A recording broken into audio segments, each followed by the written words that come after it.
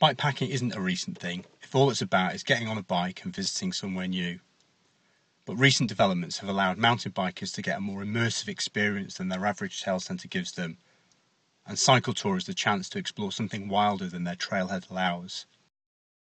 In many ways, it's just like what happened with mountaineering and bikepacking.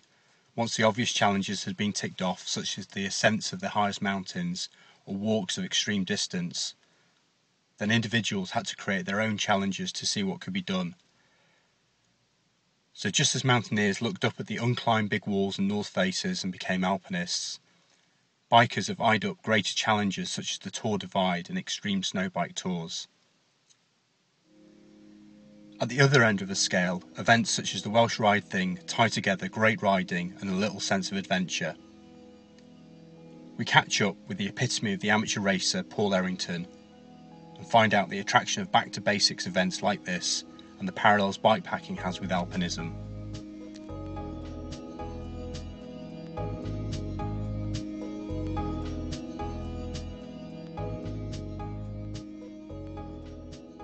The Welsh Ride Thing is as you say, it's just a real back-to-basics approach to riding. I think as a rider, I've sampled quite a lot of different styles of racing that are out there: stage races, endurance races, short track races. It's really just getting back to sampling new trails and new places with different people. The great thing was that it was in the UK. For once, I didn't have to travel, and I could basically go do 2, 3, 4 days riding somewhere I'd never been before, self-supported. So there was no real great cost associated with it. So that was the attraction for me. With the introduction of the Barebones 200, is there already an emphasis to move bikepacking more and more to race formats? Yeah, I think it's just to put in a bit more organisation to get together the guys that are already out there doing stuff. People who want to ride longer and bigger events, you can either, you've got very limited choice. We've only got one 100-mile event in the UK, and we've got quite a lot of 24-hour events, but obviously they're just based around a relatively short circuit. So maybe we'll get away from the whole bikepacking thing altogether and just go for ultra endurance events, just really long distance stuff. Bikepacking just seems to be the format that you can apply to these long distances now and attract a decent level of people to do this. Aidan Harding said that his second day on the Welsh Ride Thing was harder than anything that he did on the Tour Divide. Do you think we'll ever get a homegrown event that has the same sort of magic and kudos as the Colorado Trail or the Tour? I think what we lack is obviously the scale of the event. We don't, the length of the Tour Divide is more than an out and back on the Land's End to John O'Groats, but I think what we can bring to the table is some really good riding. The Tour Divide has distance, but maybe technically isn't as difficult as some of the stuff we have in the UK. So, 1,000 miles of our really good trails is probably equivalent to probably double that when you go to the Divide. But not having the experience of riding the Divide, it's hard to say. But Aidan's been there twice now. If he says the trails here are tougher, then maybe there's scope to put in maybe a shorter event on paper, but equally as difficult.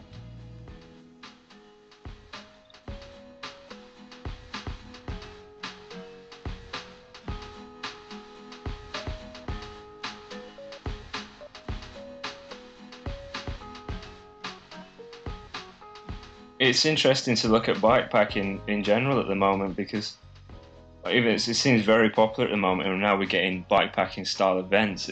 It's as I suppose a pastime. It's not really a new thing.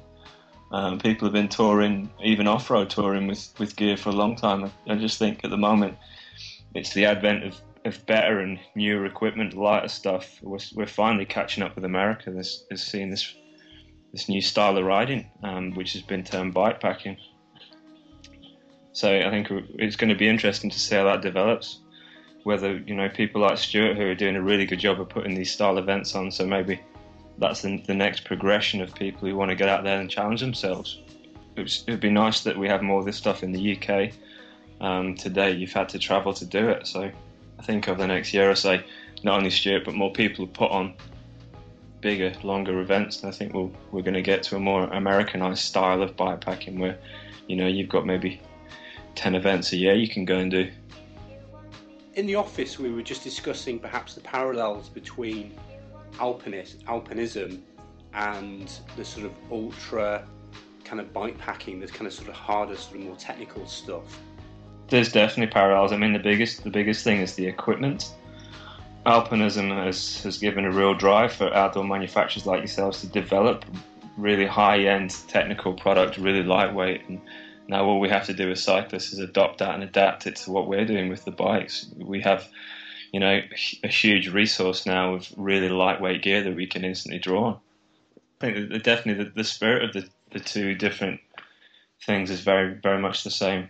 You know, a super lightweight, super fast approach to doing stuff. You can ride, you know, the Tour Divide, whatever, in a couple of months, but you know that's not the challenge. It's to get out there and do it as quickly as possible. Same with these guys. I'm sure they could spend a lot longer climbing these routes, but that's not the challenge. It's to get out there and get it done with the least amount. Really put the pressure on yourself. This production was brought to you by Alpkit, going nice places and doing good things.